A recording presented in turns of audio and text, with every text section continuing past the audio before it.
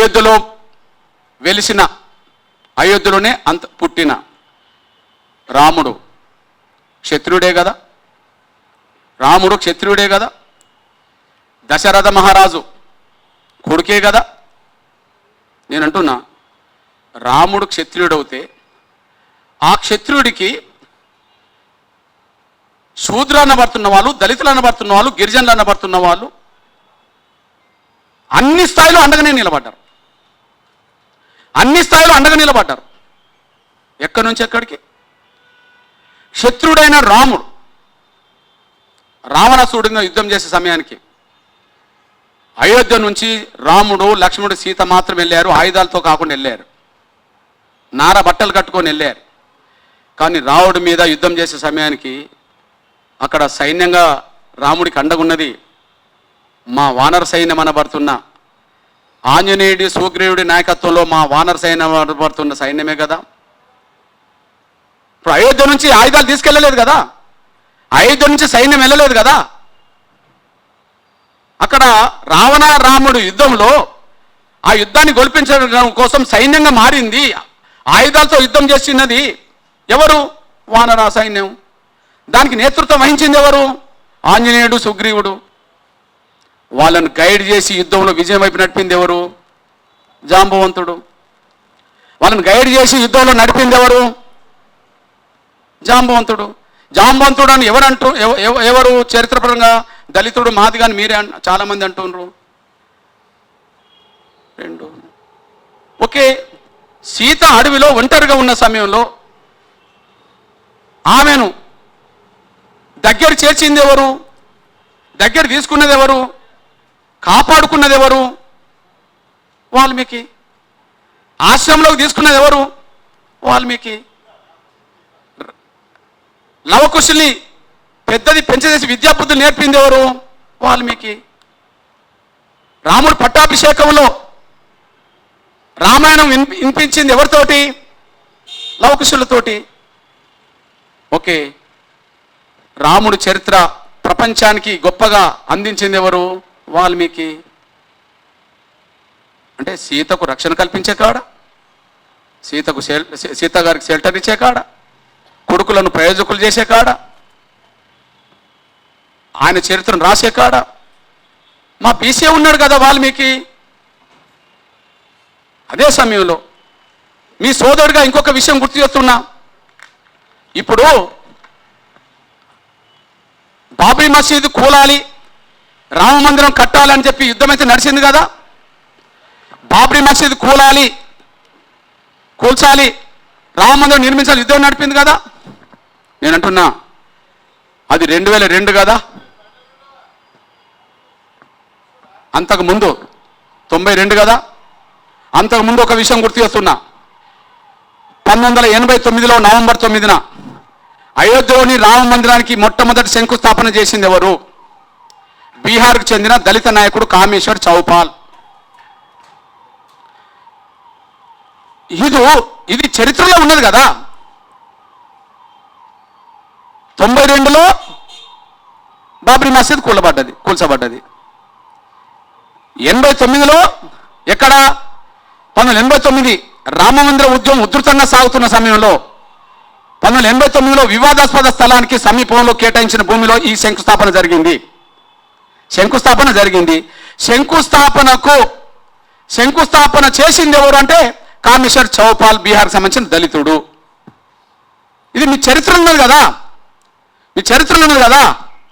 Okay, ఇప్పుడు అయోధ్య మందిరం చాలా గొప్పగా తీర్చిదిద్దారు.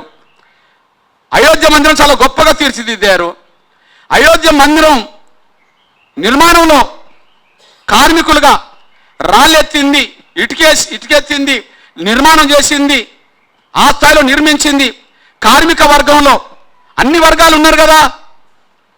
ప్రధానంగా ఎస్సీ, ఎస్టీ, బీసీలు ఉన్నారు కదా. అంటే అయోధ్య మందిరం నిర్మించడంలో మా వర్గాలు 99% పోషించారు కదా, కష్టపడ్డారు కదా, చెమటోడ్చారు కదా. పోనీ అది పక్కకు పెడదాం. ఇంకొకటి, ఇప్పుడు మొన్న అయోధ్య పునఃప్రారంభించబడ్డది. బాలరాముడిని అక్కడ తీసుకెళ్ళాం. బాలరాముడి విగ్రహం ప్రాణప్రతిష్ఠ చేసిండ్రు. మీరు విగ్రహానికి ప్రాణప్రతిష్ఠ చేసిండ్రు. ఆ విగ్రహం బాలరాముడి రూపంగానే, ఆయనను చూస్తేనే బాలరాముడు అన్నట్టుగా, ప్రపంచ ప్రజల హృదయాల్లో ఇతనే బాలరాముడు అన్నట్టుగా ఆ విగ్రహాన్ని చెక్కింది కర్ణాటకకు సంబంధించిన అరుణ్ యోగరాజ్. విశ్వబ్రాహ్మణుడు కదా, మా బీసీనే కదా. అరుణ్ యోగరాజ్ కర్ణాటకకు సంబంధించిన విశ్వబ్రాహ్మణ్కి సంబంధించిన మా బీసీనే కదా, మా బీసీనే కదా. ఓకే, బాబ్రీ మసీద్ స్థానంలో రామ మందిరం కట్టాలని ఎన్నటి కళ? 500 సంవత్సరాల నాటి నుంచి ఉన్న కళ. ఆ కళను నెరవేర్చడంలో, ఆ కళ నెరవేర్చిన దాంట్లో స్వాతంత్రం వచ్చిన కాంచి ఎంతోమంది ప్రధానమంత్రులు అయినరు. మరి ఏ ప్రధానమంత్రి గారు ఉన్నప్పుడు మళ్ళా రామ మందిరం పునరుద్ధరించబడ్డది? బాలరాముడు మళ్ళీ ఎప్పుడు చేరిండు? గౌరవ నరేంద్ర మోడీ గారు ప్రధానమంత్రిగా ఉన్న మొన్ననే కదా.